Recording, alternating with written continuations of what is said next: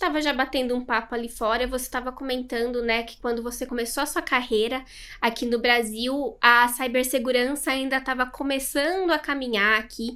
Você pode comentar pra gente, né, o cenário, como começou a cibersegurança especificamente, como surgiu essa necessidade, não só aqui no Brasil, né, mas em outros países, como que as empresas começaram a perceber que a tecnologia não era só um computador, não era só consertar ali as máquinas, mas era proteger a empresa, os ataques que aconteciam. Como que surgiu esse contexto?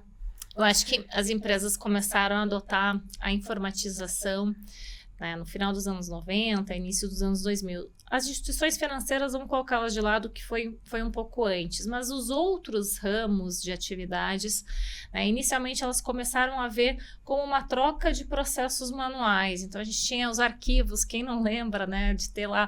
Hoje de manhã eu estava conversando com um cliente que a gente até comentou, se parar a operação, faz o quê? Volta atrás com o bloco de notas, né? Então tem pessoas que vão lembrar disso. Então muitas empresas começaram a trazer a digitalização aqui no Brasil como uma forma de ganho operacional e até uma melhora administrativa em relação à avaliação dos seus portfólios, né, dos seus produtos, de ativos que a empresa tinha, então melhor controle gerencial. Só que ao adotar tecnologia, a gente tem riscos que vem a reboque com isso. Então, não é só adotar um sistema que vai me trazer um ganho operacional, que talvez vai me trazer um corte de custos em relação a headcount, né, a pessoas.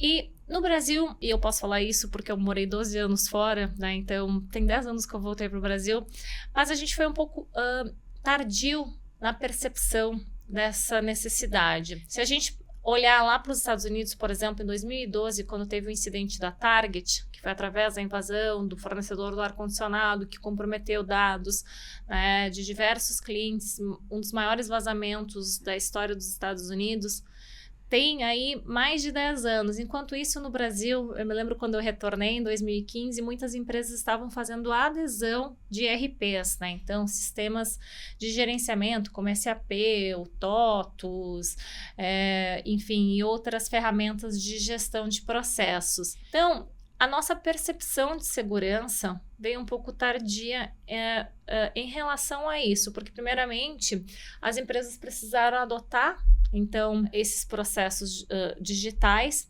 e eles contratavam então um responsável de TI. O responsável de TI, ele cuidava de tudo, né? Então o famoso conserta a impressora, o e-mail, a cafeteria, né? Então, fazia todos os processos e cuidava de segurança também. Então, segurança lá atrás era a implementação de um antivírus, uma senha, talvez uma segregação de acesso de alguns dados, por exemplo, de repositórios que estavam no RH, não iam ser acessados pela área comercial.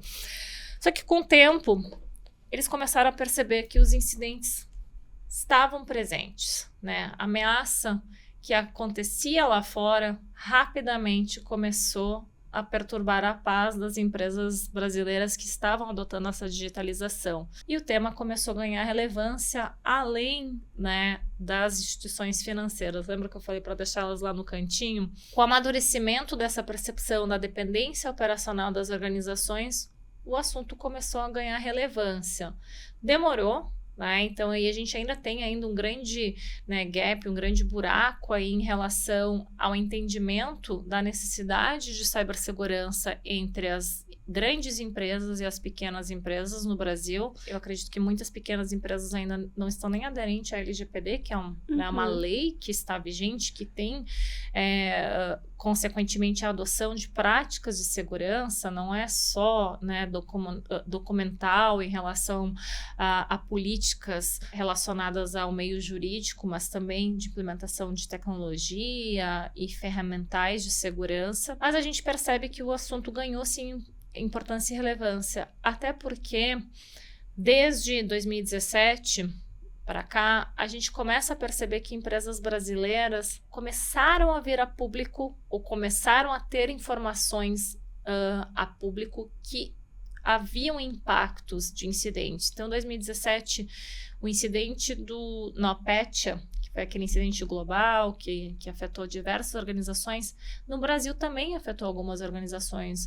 Acho que uma das que me vem à mente agora, que foi muito marcante, foi o Hospital de Câncer de Barretos, na época que foi afetado. Teve até que interromper atendimento em relação a pacientes que precisavam de assistência no seu tratamento de câncer.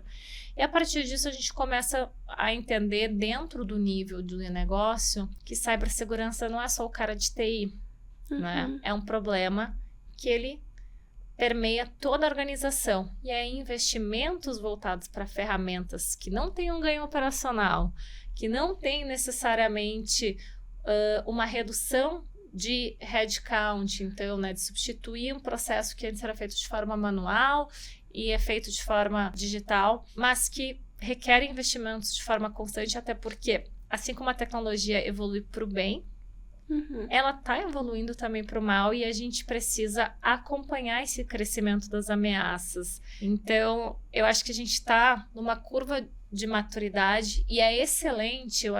Eu vibro toda vez que eu vejo que a nível de negócio, então, o presidente das organizações, o diretor financeiro, o diretor operacional começa a trazer essa discussão para a pauta, e não só uma preocupação do profissional de segurança, porque ele é um risco que está hoje intrínseco em toda a organização, e não há dúvidas que isso precisa ser investido, né?